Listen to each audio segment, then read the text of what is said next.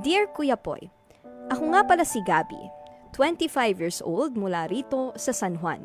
Hindi ko alam kung valid ba itong idudulog ko sa inyong programa. May naging bad experience kasi ako sa pagdodorm kaya nag-decide ang boyfriend kong si Lemuel na sa bahay na lang nila ako tumira kasama ang kanyang pamilya.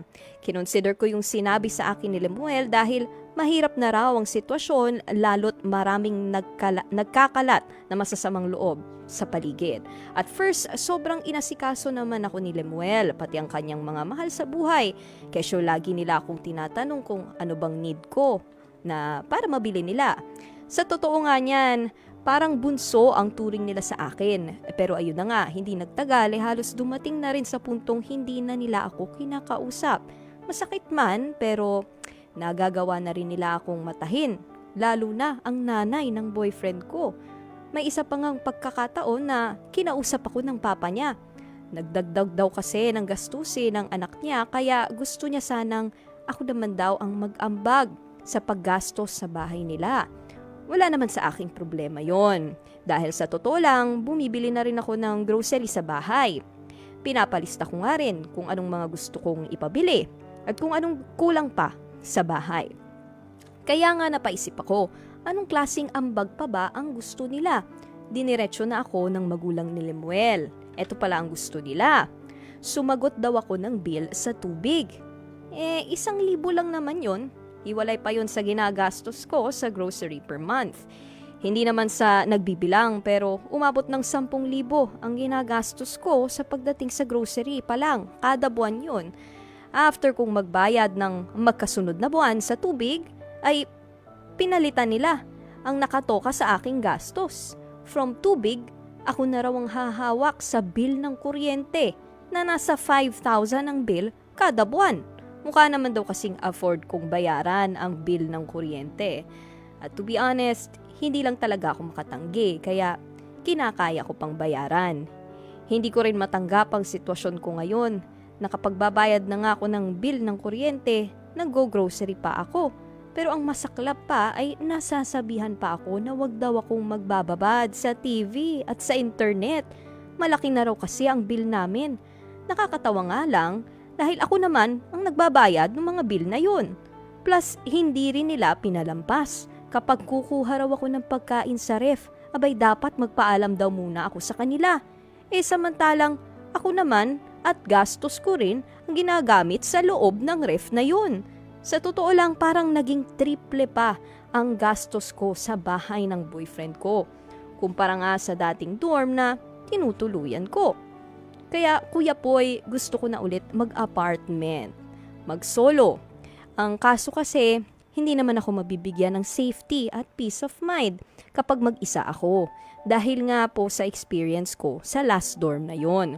Sa tingin niyo po ba, magtsatsaga na lang ba ako na gumastos ng triple at halos hindi na makaipon? At hindi na rin makapagbigay sa pamilya ko. Basta't alam ko namang safe pa rin ako sa family ng boyfriend kong si Lemuel. Hanggang dito na lang ang kwentong ipinadala sa ating programa. Maraming salamat kay Gabi. Ayun, lubos na nagpapasalamat si Gabi. Dito nga kay liham ni Gabi, kay Dear Kuya Poy, sinasabi niyang nakitira muna siya sa boyfriend niya kasi nga meron siya dating past experience sa dorm na medyo natakot siya, medyo naging feeling unsafe siya. At sabi nga ng kanyang boyfriend na si Lemuel na mapagmahal, dito ka na lang muna sa amin, manirahan ng parents ko. And after a while, okay naman daw. Napakamaalaga ng parents ni Lemuel at si Lemuel mismo laging nandyan para sa lahat ng kailangan niya. Pero pagkatapos ng ilang buwan, nagsimula na daw silang humingi ng tulong sa mga bills sa bahay. Nung unay kaya pa naman ni Gabi kasi groceries, kanya, ang bill sa internet at sa kuryente at sa sa tubig, pinasa na rin sa kanya hanggang sa pati kuryente ay pinapasalo na rin sa kanya. So ang tanong tuloy sa atin ngayon ni Gabi, para bang mas nahihirapan pa daw siya kasi ngayon. Parang mas marami pa siyang gastos ngayon. Triple pa raw ang gastos niya ngayon kumpara sa kung nag-dorm na lang siya. Worth it daw po ba na siya'y magstay pa rin sa family ng kanyang boyfriend nang gano'n na kalaki ang halagang nagagastos niya kada buwan? O sige, bago tayo magbigay ng payo, tingnan natin yung may nag-comment dito tungkol dyan, no? Sabi niya, okay lang. Sabi ni Gael EZ, okay lang mag-share ka. Pero kung iaasa sa'yo lahat, kalabisan na yon. Breadwinner ang gusto ng pamilya ni BF mo. Yun ang sabi niya. Hindi ka makakatipid kung nakikitira ka sa BF mo. Napapamura ka pa, napapamahal. So, siguro ang dapat kumbaga bottom line, Gabi, ang pagjojowa ay parang trial marriage yan, di ba? Ito ay patikim sa kung anong pwede mong maranasan kapag kayo ay nagkatuluyan na. Ito ang pamilyang makakasalumuha mo, ito ang pamilyang makakasama mo talaga araw-araw, lalo na't kung kayo ay titira sa loob ng sa ilalim ng isang bubong. Kaya yan ang matindi mong titimbangin. Pero sa ngayon, hindi pa naman tayo naandyan. Ang tanong mo lang naman dapat bang bumalik ka sa dorm o magpatuloy sa ganito? Siguro dapat na itatanong mo rin sa boyfriend mo kung paano ba naaapektuhan ang inyong relasyon dahil nga dito sa bago nyong setup. At nagbabago rin kasi nung una ay okay pa at ngayon medyo nagkakaproblema na rin. Sige, para sa dagdag na reaksyon, no, meron tayong advice. Nasa linya from from Bri of Quezon City. Ayon. Bri, naandyan ka ba? Hi, Nikki. Hello po. Magandang tanghali. Magandang tanghali, Bri. O, anong iyong advice kay Gabi? Maganda yung sinabi mo, Nikki, na yung talaga i-consider yung mga iba't ibang aspekto, how they will change. Kasi constant ang change Hindi pwedeng hindi magbago ang mga tao. So, tama yun na bukod dun sa relationship din, tingnan din kung paano bang nagbabago yung sarili kapag merong ganitong malalaking desisyon. On Bri? So, Yan, Bri. So, dapat, sige, tuloy mo lang, Bri. tingnan din ang bukod sa relationship, tingnan din how the individual change. Siyempre, usapang kahit cheesy, alam naman natin na habang yung pareho tayong babago, significant odds, dapat tingnan din natin paano individually. So, na yun na, kumbaga, may sign ng, diba, independence. Kasi June pa naman. Sign ng independence yun pag gustong bumuk. Siguro, may maitutulong yon in terms of personal growth. So, tingnan natin, baka itong idulot na maganda yon. Lalo na consideration pala ang finances kay binala. So, maitulong naman din sa kanya. Baka may ma-realize sa kanya kung bubukod siya.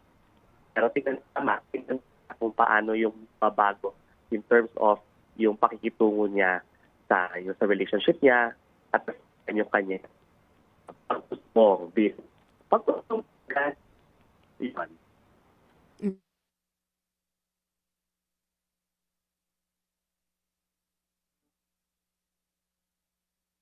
Wait lang medyo nawawala kasi yung signal ni Bri kanina, no? Medyo choppy, kumbaga. Pero sa pagkakaintindi ko, ang sabi ni Bri, titingnan mo nga ang mga nag-iiba kasi nag-iiba ang pakikitungo mo sa kanila at nag-iiba rin ang pakikitungo nila sa'yo, no? Pagkatapos ng matagal na panahon na ganitong nagiging setup at ayaw rin naman nating humantong sa, yun na nga, mag-away na kayo, di ba? So, muli, para kay Gabi, dapat, nandito na pala ulit sa linya si Bri. O sige, Bri, tuloy mo yung advice mo para kay Gabi. Oo. Nikki, hindi ko na kasama ko naputol, pero for me, essentially yung point naman is, tingnan ni Gabing mabuti, paano bang mababago yung kanyang personal growth kung bubukod siya. Kasi di ba, pag nag-move out ang isang tao, nako-compel ka na maging mas mindful sa buhay mo, how you live your life. At tama yung sabi mo kanina, na tingnan din talaga paano nung mababago yung dynamic dun sa relationship. Kasi dahil nga may bubukod siya at may sarili na siyang bahay, mas mabibuild yung individuality. So, syempre, mababagon din nun yung pakikitungo nila sa isa't isa. So, yon, balanse lang yung pagtingin doon sa dalawang aspektong yon. Kasi ang pagmamahal, hindi lang naman yon parang pakikitungo ng dalawang tao eh. Yung individual din kasi dapat lumalago. Mhm. Yun. Kahit pa partnership siya, 'di ba? Individuals pa rin kayo at the very Yeah. start at hanggang sa dulo. Also, paano pala yung yung aspetong natatakot daw kasi siya sa safety niya, Bri? Paano niya i-address 'yun? Takwa. Alam mo yung cheesy, no? Pero mag-update lang lagi sa jowa. Mhm. Kumain na ako. Oo. Nandito na ako sa yung mga dorm, gano'n, nakauwi na ako. Yes. Ganon. Yes, yung mga ganong simpleng mga paraan. Effective naman, di ba? Oo. Meron lang yung kumustahan. Mhm. So, dapat mag-update lagi para alam ng isa't isa na Yes. safe sila. Ayun. Maraming Tama. salamat, Bri of Quezon City.